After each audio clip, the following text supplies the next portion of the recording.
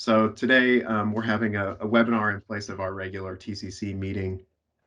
We really wanted to dedicate some time today and this month to, we were talking a lot about gathering updates on existing TIP projects. And we recognize that takes a lot of time and effort, both on your end and our end. And so our approach in this coming month is going to be to have some workshops at the county level to focus on going through those projects within each of your respective counties, within each of your city jurisdictions, and collecting updates on those and having some dialogue back and forth as we try and get better handle on cost estimates, schedules, and other information related to the programming of projects for the upcoming TIP.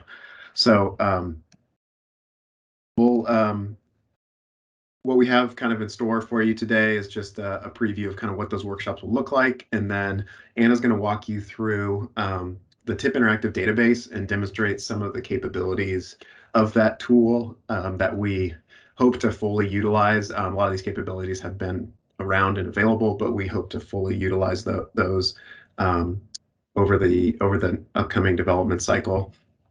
And then we'll preview just what the dates and times that we've carved out for the schedule of these workshops, and then any dialogue and questions, concerns, comments that you have on this approach, or what's expected of you in the coming month. And so I think we have a number of folks on, so we'll kind of skip through the introductions, but I think I gave kind of a background of what we're trying to accomplish today.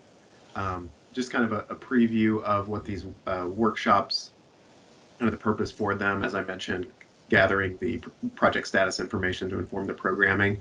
I think it's also a great opportunity to coordinate with folks within your city or jurisdiction, as well as with regional partners, transit agencies, MPO staff, as well as stakeholders like TDOT on projects that maybe TDOT might be leading within your jurisdiction, to make sure that you're aware of the latest updates on those projects as well.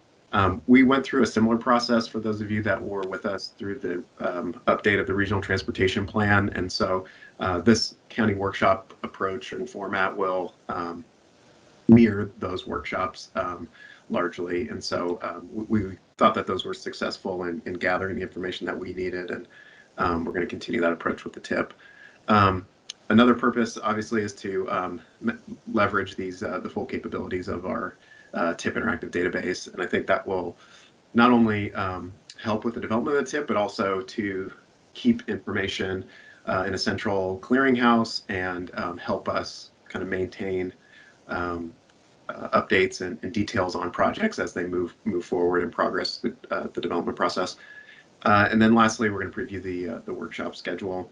And so the expectations that we're looking for gathering information on these projects, it's been a couple of years since we last adopted the Transportation Improvement Program, and so for some of these projects, we would like to confirm that these are still local priorities. There are some projects that have not yet gotten started in TDOT's project development process, though they've been funding has been programmed through the TIP, and so projects like these, we still want to make sure that they are local priorities before we kind of recommit and program funds to them for the next TIP window. And then also just confirming and updating some of the status details on projects. So whether it's in design, right-of-way, construction, or it's complete. So looking to confirm some of that information. Also confirming and updating estimated cost and funding needs. And for a lot of projects, I think where it gets a little bit tricky is getting down to the phase of work level. So expected needs and timing of the NEPA design or right-of-way or construction of the project, and working to get kind of the best information that is available on those to ensure that our programming is accurate and sets us up for success. And then lastly, confirming and updating anticipated schedule, particularly construction year, where a bulk of the funding is programmed for projects. And as we go through this, I think, we're looking for, your best assessment on the schedule and funding needs for a lot of these projects. And even if that, timeline goes beyond the tip schedule, I think that is useful information for us and will allow us to identify strategies to, still accomplish what you need to accomplish while, utilizing the resources that we have available most effectively. And then I think also when we're discussing projects, it's an opportunity to identify some of those known challenges that you're encountering and what the reasons for that, lack of advancing to the next phase of work or, not being able to get started on a certain phase of work. And so I think that those are all useful pieces of information that can help us as we try and improve project delivery across the region. So a couple of things that we are going to demo for you to help get you prepared, but just kind of our running checklist of things is we want you to create a tip account before we actually have the workshop.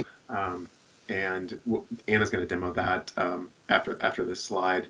And then within that tip database, in addition to creating an account, once you have an account, you can create a custom list of projects. And so if you're the town of Nolensville, you can search and pull up just Nolensville's projects, and so that you have your kind of short list of projects that you're most interested in viewing and reviewing. And then we also want you to take a stab at if there's any relevant documents related to a project to upload or link to those, and Anna's going to demonstrate how that's done. And then, obviously to review the projects for updates and kind of have your updates on projects within your community ready to go so we can have a good, substantive, and productive discussion. So with this, I'm going to transfer it over to Anna, who's going to demonstrate how to accomplish some of those checklist items that we mentioned. And to do that, she's going to pivot from the slides and actually go into the TIP Interactive Database to demo that so that it's a lot easier to follow. And so I will relinquish control here, Anna, and you can take control. Okay, great. All right. Hopefully everyone can see my screen. Please let me know if you cannot see this view of our TIP application. Good morning, everyone. Thanks to Sean for queuing up our purpose for doing this little demo for you here this morning. I know it's difficult to watch somebody click through something online or on the computer, so we'll try to keep this fairly brief, but just show you the tools that you're going to need and the steps you'll need to take in order to get squared away to accomplish those tasks that Sean just mentioned. We'd like to have you get done before we have your county workshop later this month. So just a quick refresher, I'm sure most people on here have at least looked at our TIP application. This is the page that you'll see when you land. This is kind of the home page, if you will. This is accessed through the URL www.gnrc.org/tip. I think Daniel's going to drop that into the chat for us. That'll take you right to this page. You'll land here on the Map View tab, which shows you all projects that have funding programmed to them in the entire region.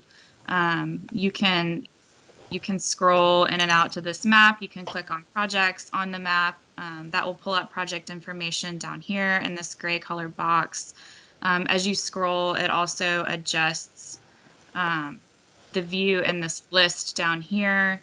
You can also access projects that way. The easiest way to get directly to a project that you're looking for, or to run a search for specific projects that you're looking for, or maybe projects specific to your jurisdiction, is to click on this database tab. And on this tab, you can kind of get an overall program summary of everything programmed in the TIP. You can use this search box here. You can either type in a TIP number, you can type in part of a project name. You can also click on this advanced button to pull up some different filters that you can use to search. And then, of course, you would just click this search button to run that. When you do run a search, this list down here will adjust to give your search results so that you can click on individual project pages by clicking on the tip ID here. There's reporting functions down below that in this green area, and then there are lists of amendments and modifications we've made to projects in the tip below that. So in order to get your sponsor account set up, what you're going to want to do is go up here to the top right side of the page and click this Create Account button. This is really simple. You're just going to want to enter a username. You can choose what that is, also choose a password, and enter your contact information and click Create Account. And then I'm pretty sure it will just log you right on into the application using the credentials that you've specified. So that's one of those things on that that checklist of items that Sean mentioned we'd like for all of you to do. And you can either all create individual accounts. You can have, multiple personal accounts for one jurisdiction. You could create a shared account if you wanted to, like if you're a town or city or county, you just wanted to have a shared account, you could go that route as well. So I'm going to go ahead and log on in as if I am a sponsor, which is the type of account you will all have.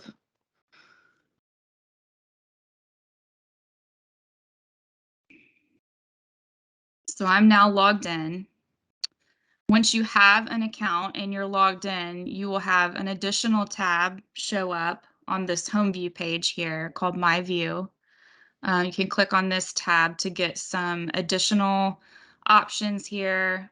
You'll have a My Favorite Projects section, which are projects that you've sort of marked the star to add it to your list of favorites. This will populate a list that you can access quickly and easily anytime you want to. You can also save some searches with specific filters or criteria so that you always get kind of a populated result for a specific search that you may like to run repeatedly. You also, as a sponsor, have the ability to enter notes on a project page. Notes that you've entered on various projects will show up in this section down here. So you'll notice that the My Favorite Projects list in this sponsor account that I've logged into already has a list of projects populated here. We're sort of pretending that we are the city of Mount Juliet. So we ran a search for all projects that are being sponsored and managed by Mount Juliet, and we have added all of those to the favorite lists here in this account. I am going to show you guys just quickly how to add additional projects to the favorites list.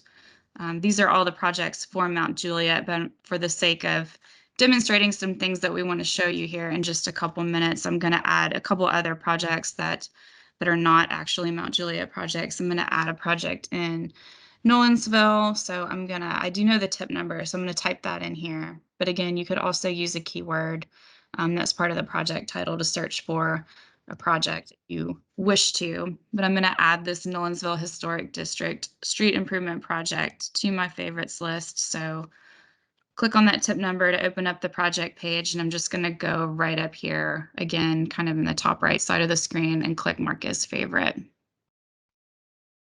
And then I'm going to also add a project that is being sponsored by TDOT.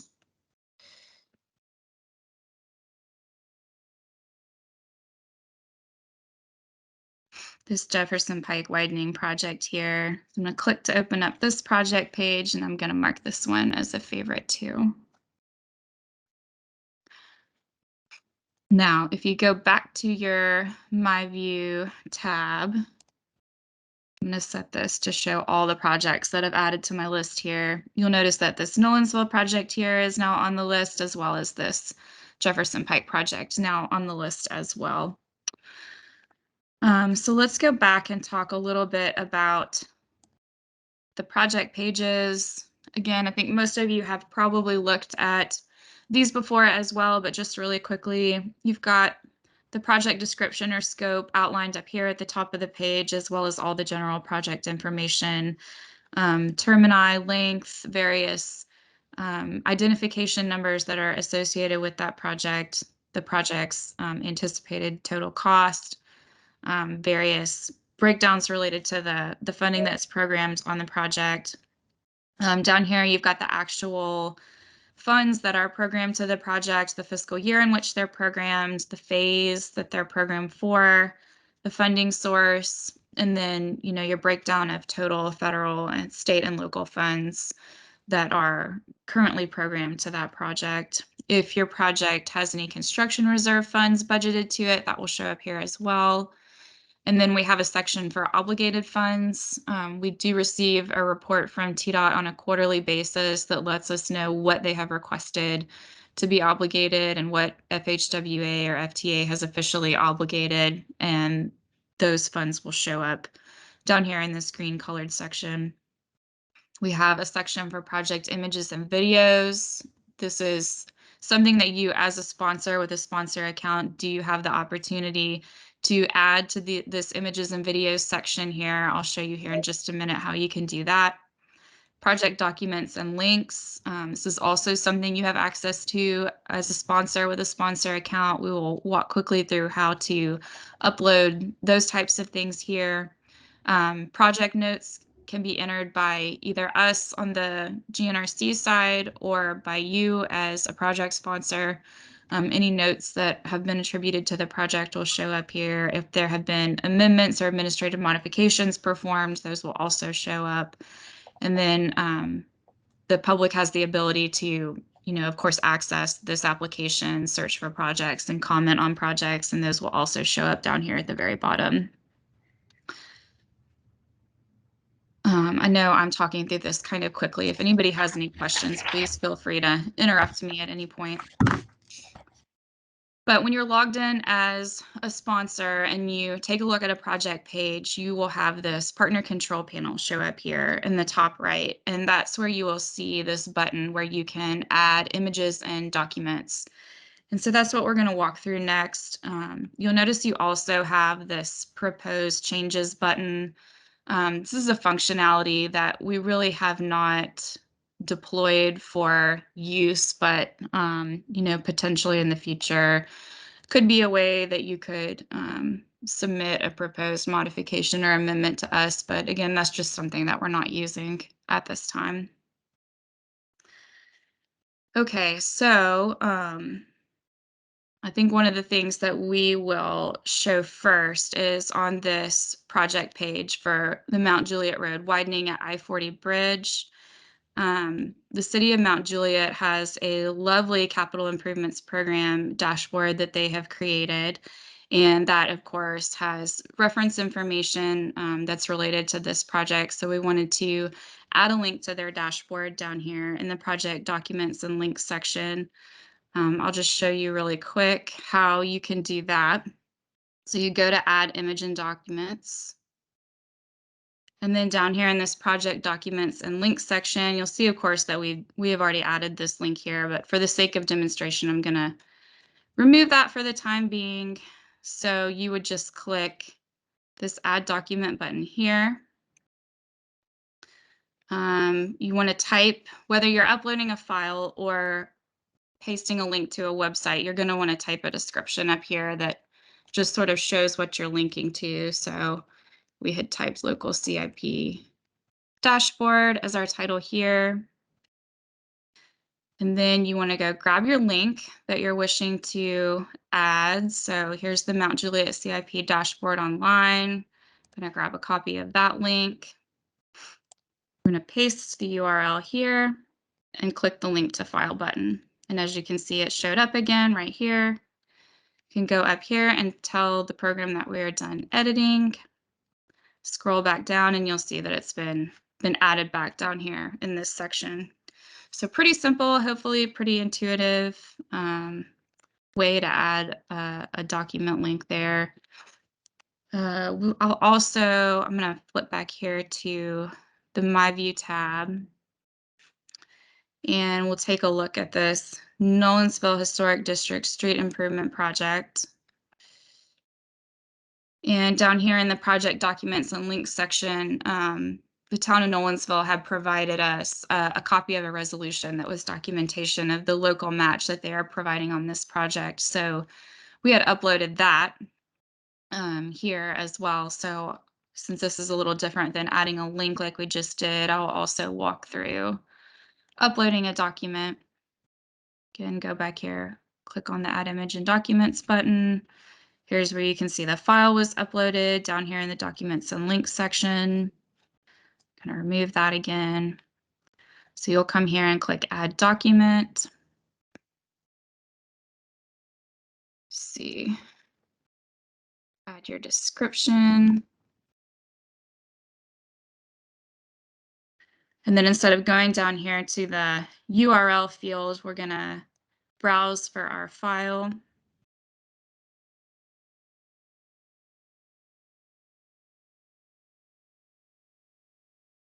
Grab your file. You'll see that that pops up right here, and then go ahead and click the Upload File button.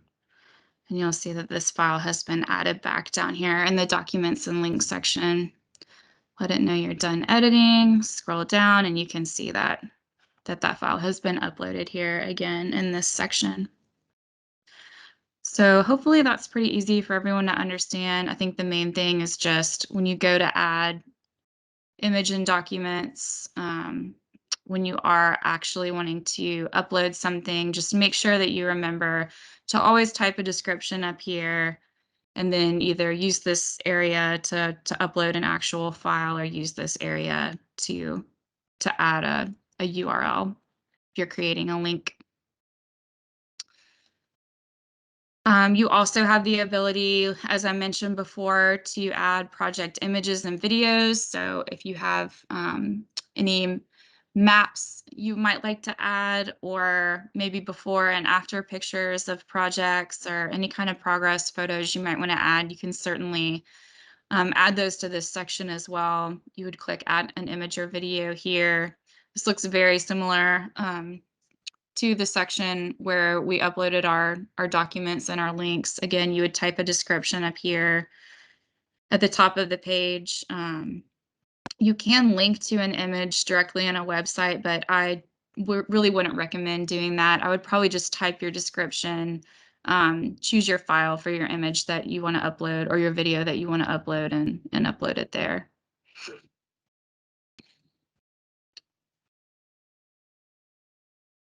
All right, just one more project page that I do want to show you. We had added this TDOT sponsored project, which is the Jefferson Pike Widening Project.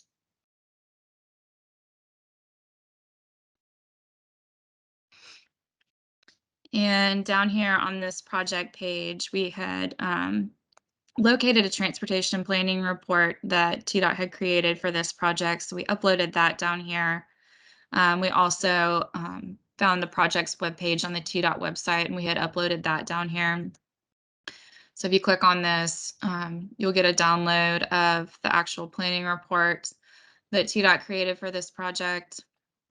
I'm sorry, this is taking a little time to load, so might not be worth actually viewing that, but theoretically it'll open up a window and download. There it goes, the associated document that you've added here. This is a link that was added that goes right to the project webpage here on the TDOT website.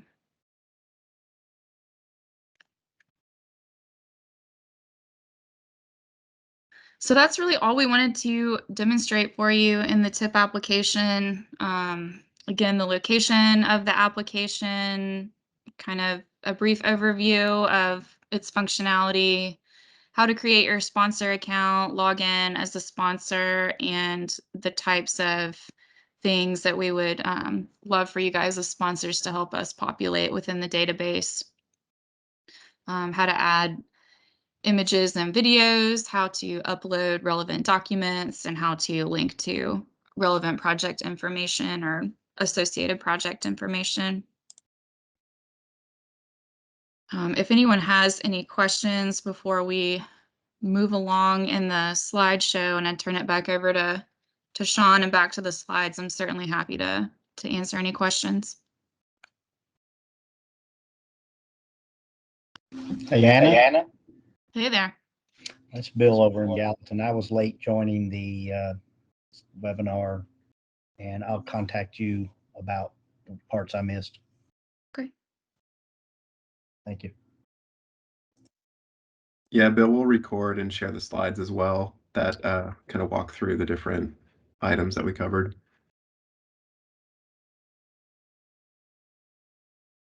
While other folks may be thinking of questions, I'll just throw out there too that the ability to link to documents or upload documents.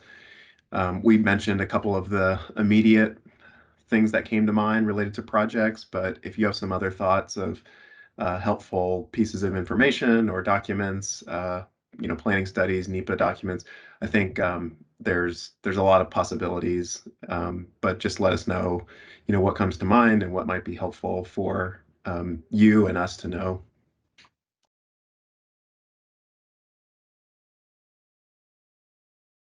Yeah, definitely. Thanks, Sean.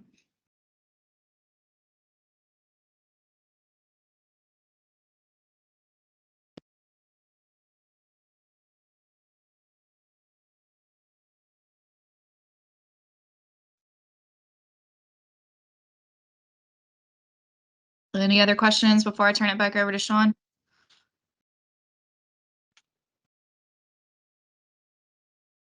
And there's a question from Felix. He's asking, is the proposed changes feature operational? And if not, when do you think that'll be available?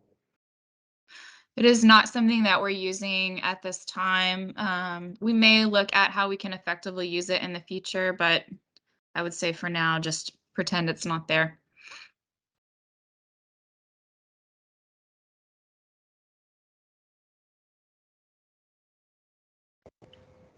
Hey, Anna. Yes. Hey, this is Daryl Moore. How you doing? Hey, good. How are you? Pretty good. Has this feature always been available? The where you can create your own account? It has, yes. Wow. Okay. Or at least for, maybe the past 3 or 4 years. I think it's been available since last time we did a major update to the application, which. Oh, okay. Well, I think this is great. I mean, it's excellent. Great. Well, we hope it's helpful, and we definitely want to be partnering with all of our sponsors on helping maintain all of this information and hopefully getting more information here all in the same place. All right. Well, that's all I got. Thanks. Thanks, Daryl. I'll just interject too. We probably should have been using this more robustly. We looked at who all had accounts, and a lot of current members, you all have not had accounts set up, and so that was kind of the impetus for walking through this today, so that we get everybody logged on as the first step, and then we can start using this and its features more extensively. The other thing I wanted to mention that I forgot to when we were going through the review of the project updates is kind of a companion to the TIP application, that another TIP tool that we've been using is the TIP tracker that we've circulated to you all over the past couple of meetings, which is the list of projects and a lot of the details on projects that you see within the database, and then some of the obligation tracking and whether the local match has been provided or if the project is past its obligation due date. And so what we're working to do is right now that's in a Excel spreadsheet, and we want to share that information with you so that you can look at that information and provide updates to us, changes to estimated cost or timeline and things like that. But an Excel document is not always the most user-friendly to do that. It's possible, but what we're working to do is to migrate that onto a online dashboard that you can all access. And so that'll be a much easier way for all of us to not only view project details, but also gather those updates on the different details of the project that you're going to be providing us. And so we're working and in the process of developing that now, and we'll have it ready to go by the first workshop. But just wanted to make everybody aware that in addition to this tool, we're also trying to make this easier for all of us to gather updates through another companion tool. And that tool also will have a link built in to it that will link directly to the TIP project page. So, you know, these can be used in tandem with one another.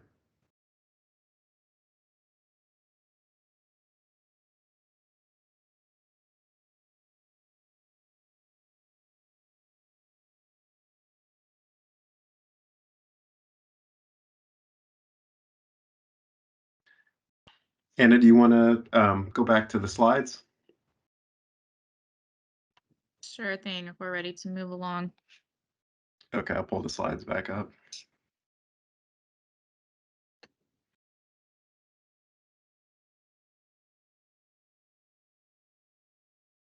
As we mentioned, we took some snapshots of the items that Anna covered, from creating the TIP account to the project list, and then giving you a sample of the different types of documents that you can upload or link, and then the examples that we ran through. So we'll share this, and then if you guys have any follow-up questions, feel free to reach out to us. You want to go ahead and walk through the schedule, Anna? Sure. I'm gonna go ahead and flip to the next slide there. Okay, we're proposing the dates that are listed on this slide for countywide workshops, and we're asking for the county rep, the county TCC representative for each county, to coordinate with the other municipalities in that county, as well as any transit agencies that you might have in your county, to identify everyone's availability and preferred option for one of these dates listed below. We're targeting 10 a.m. to noon to try to hold these workshops. So again, if the county TCC rep for each county could take the lead on getting with everyone else within the county and choosing one of these dates to hold a workshop where we can go over each project in the county with all of you and let us know what your preferred date is. That would be wonderful. We would appreciate that assistance.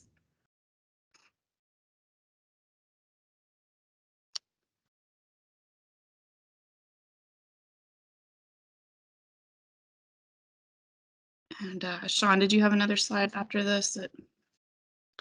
Yeah, and so I guess now I just wanted to open it up to any questions, comments, or concerns. You know, a couple of questions that you might want to think about is, you know, if there's any questions or concerns with the approach of this workshop to gather updates on projects. If you have any concerns or clarifications on what's expected of you as a project proponent. I think, you know, in terms of who needs to attend the workshop, we will leave that up to you. You know, I think if local folks that you work with, you know, have useful information related to a project or should be plugged into this process, definitely like add them to this invite and include them. I think anybody that can contribute to the discussion of the project updates or details or some of the challenges is a key stakeholder to be involved, whether that be you know, public works, planning, elected officials. We'll leave that up to you. And then just, is there any other additional information that we should be capturing? I know we mentioned some of those details that we'll be looking for, but are there other documents or pieces of information that you think we should be noting while we're gathering updates on projects? Just let us know.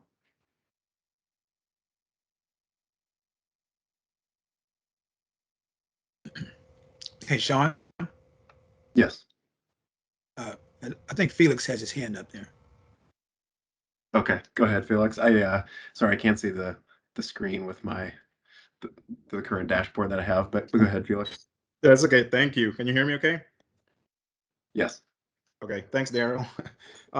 So just a question on the RTA side, since, you know, RTA is a regional agency, as far as how it fits within, I think maybe a little overkill for RTA to sit in every county meeting, but if there's a way to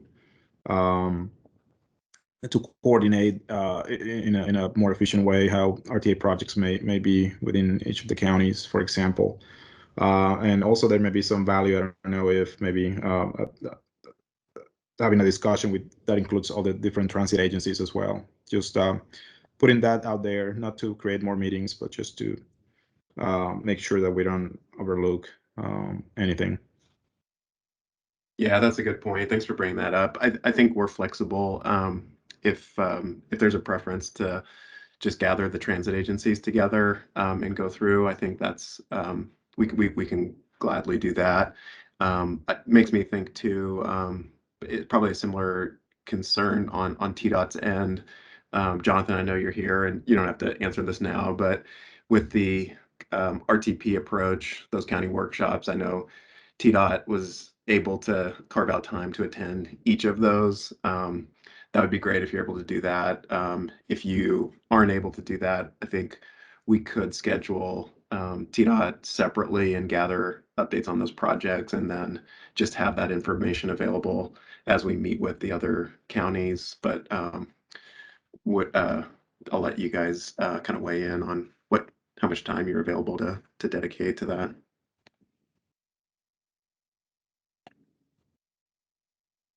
Sean, Tom wondered if you could go back to the available dates slide for the workshops. And then I think Joe Horn's got a question as well. Okay, let me just go back one.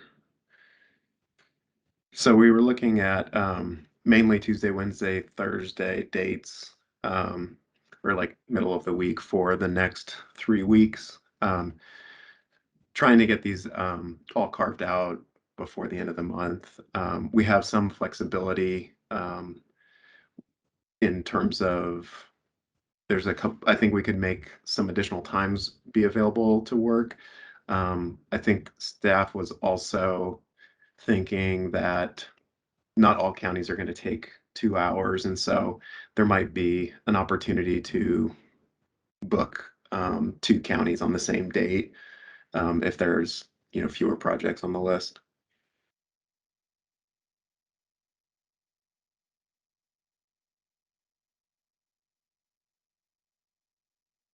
And then was the question from Tom or Joe? Hi, this is Joe. The slide answered my question. I was trying to determine whether these would be live or online meetings, and the slide clearly states they're online. So thank you.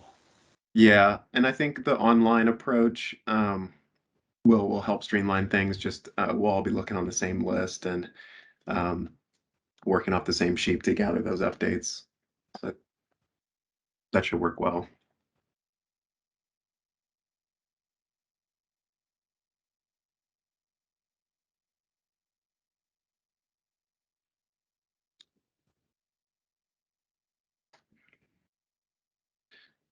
Any other concerns, clarifications?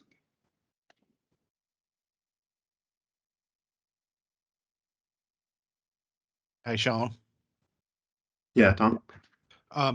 Who do we need to coordinate at the MPO with on those dates?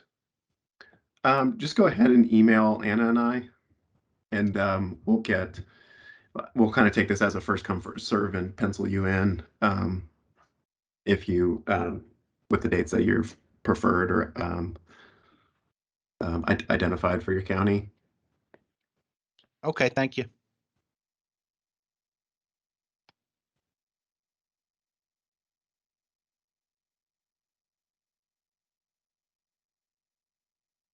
And if you have any questions too, as you go through the TIP application and setting up an account or trouble with the project list, just reach out to Anna or I, and we can help you out. And we might bring in Max if it's a real technical issue.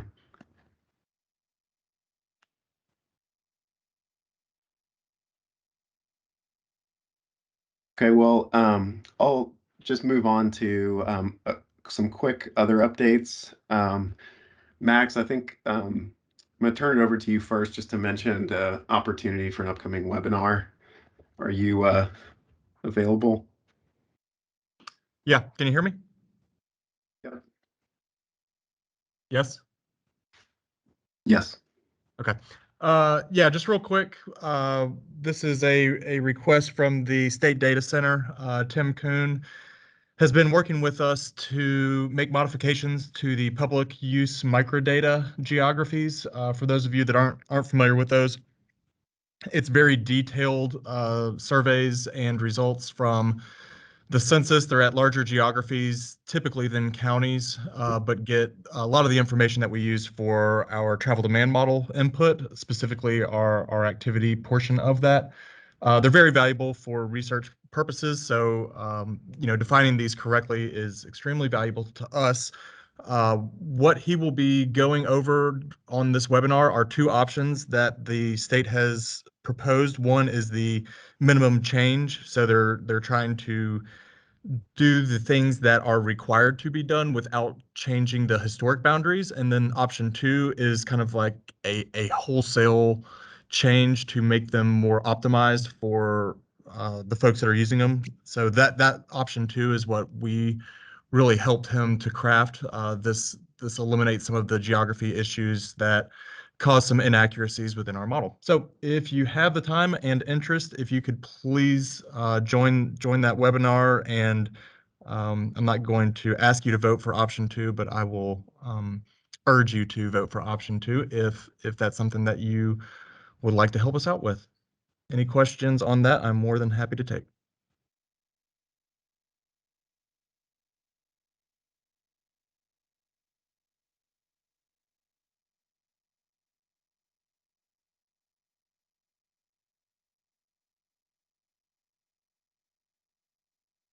All right, if there's no questions on that, we'll definitely share this link and information.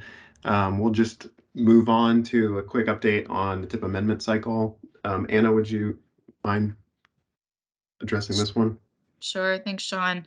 If you've been with us for some time, you may remember that following our adoption of amendments that typically occurs in December of each year, we don't usually adopt again until March. However, this year, due to potential changes in our meeting schedules, we're going to be adopting our next cycle of amendments in February. So we just wanted to make sure that we got the schedule out for the upcoming cycle of amendments. Our application deadline, just for letting me know what you may need in the slate of proposed amendments, will be January 19th. And we'll show this group the full slate of amendments at our next meeting on February 2nd. That will be followed by the public review and comment period as usual. And then we'll be looking at the adoption by the Transportation Policy Board in mid-February. So just want to make sure that everybody knew about that change. And I just wanted to mention that I have maybe heard that there are some new awards being made for the TDOT Transportation Alternatives Program that are trickling in. I've heard from a couple of our member agencies. So if you have been granted something by TDOT that we may not be aware of, please let me know if that's something you're going to need to have included in this amendment cycle. I think folks at this time are waiting on TAP grants. I think that there are some CMAQ grants out there that we're waiting to hear about, and multimodal access grants as well. I don't know if we will hear from the state about all of those in time to include everything in this amendment cycle, but if you do receive an award, please let me know. We'll make sure we try to get you on into this upcoming cycle. And just to add to that too, there'll be more opportunities for amendments this year. And so I know that this deadline is sooner than you expected, but there will be additional opportunities to further reduce any movement of the project because of having to go through the amendment process. So just wanted to note that. The last reminder that we wanted to share with you all is I know we've been meeting at our in-person meetings have been at the downtown Nashville Public Library.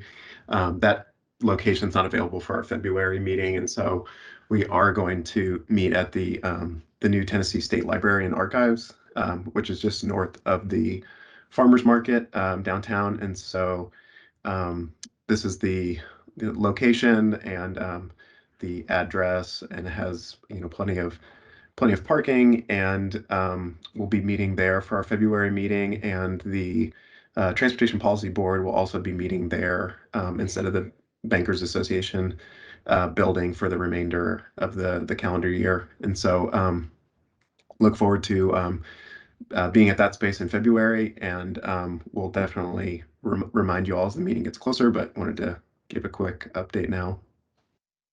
That's all we have, but is there any questions or comments before we let you all go?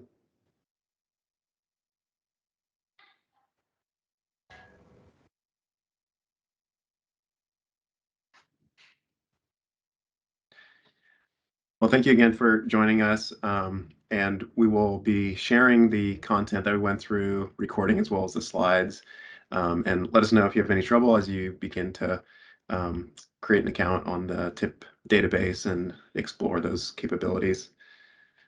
Thanks again, folks.